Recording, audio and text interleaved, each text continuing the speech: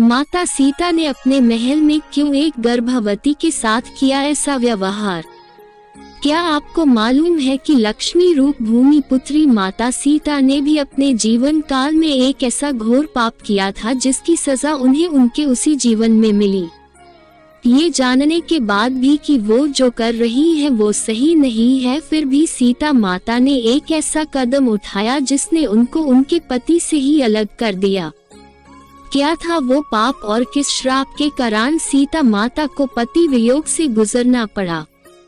एक कथा के अनुसार एक रोज जब माता सीता अपने बगीचे में घूम रही थी तो उनकी नजर तोते के एक जोड़े पर पड़ी। ये जोड़ा आपस में कुछ बातें कर रहा था। तोते के जोड़े को आपस में बातें करते देख माता सीता के अंदर जिज्ञासा उत्पन्न हुई कि ये दोनों क्या बातें कर रहे होंगे। जिसके बाद माता सीता तोते के उस जोड़े के पास गई और उन्होंने सुना कि ये जोड़ा सीता माता और उनके पति यानी कि भगवान राम के बारे में बात कर रहा है। जब माता सीता ने तोतों के मुख से अपने भविष्य के बारे में इतनी सारी बातें सुनी तो उन्होंने पूछा कि तुम्हें मेरे भविष्य के बारे में इतना सब कुछ कैसे ज्ञात है? तो इसके जवाब में उन्होंने बताया वो वाल्मीकि आश्रम के एक पेड़ में रहते थे जहाँ हर वक्त माता सीता और भगवान राम के बारे में ही बातें होती रहती थी। तोते के इस जोड़े ने ये तक बताया कि आगे चलकर भगवान राम मिथिला आकर आपके स्वयंवर में शामिल होंगे और भगवान शिव के धनुष को तोड़कर आपसे विवाह करेंगे।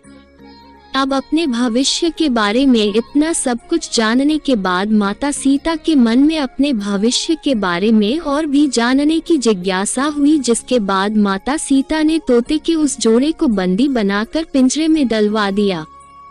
काफी कुछ जानने के बाद अब माता सीता को मादा तोते से एक लगाव हो गया था, जिसके बाद माता सीता ने नर तोते को तो पिंजरे से बाहर कर दिया लेकिन मादा तोते को अपने पास पिंजरे में रखने का ही निर्णय लिया।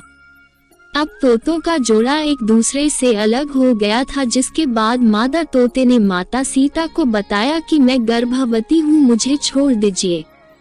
लेकिन आप सभी को ये सुनकर हैरानी होगी कि माता सीता ने उसे छोड़ने से इनकार कर दिया।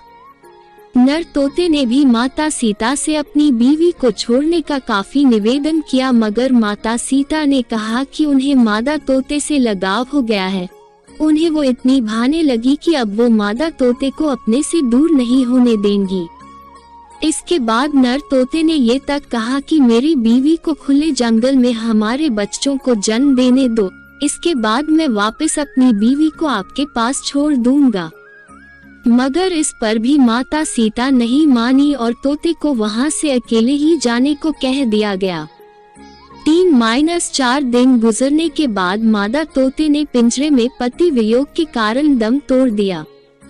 अब जब नर तोता अपनी पत्नी से मिलने महल पहुंचा तो उसने वहां देखा कि उसकी गर्भवती पत्नी प्राण त्याग चुकी है, जिसके बाद दुखी नर तोता सीता माता से कहता है, हे सीता, तुमने मेरी गर्भवती पत्नी को मुझसे दूर कर उसके प्राण हरे हैं।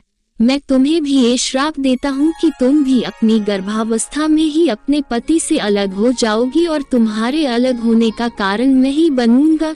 ये कहकर नर तोता वहां से उड़ जाता है, जिसके बाद वो सीधे अयोध्या जाता है और धोबी के रूप में जन्म लेता है। ये वही धोबी होता है जिसने माता सीता के रावण के चुंगल से छूटने के बाद माता सीता के चरित्र पर सवाल खड़े किए थे और इसी का कारण भगवान राम माता सीता को उनकी गर्भावस्था में त्याग देते हैं। तो माता सीता को उनके इसी जन्म में उनके द्वारा किए गए इस महापाप का दंड इस तरह मिलता है।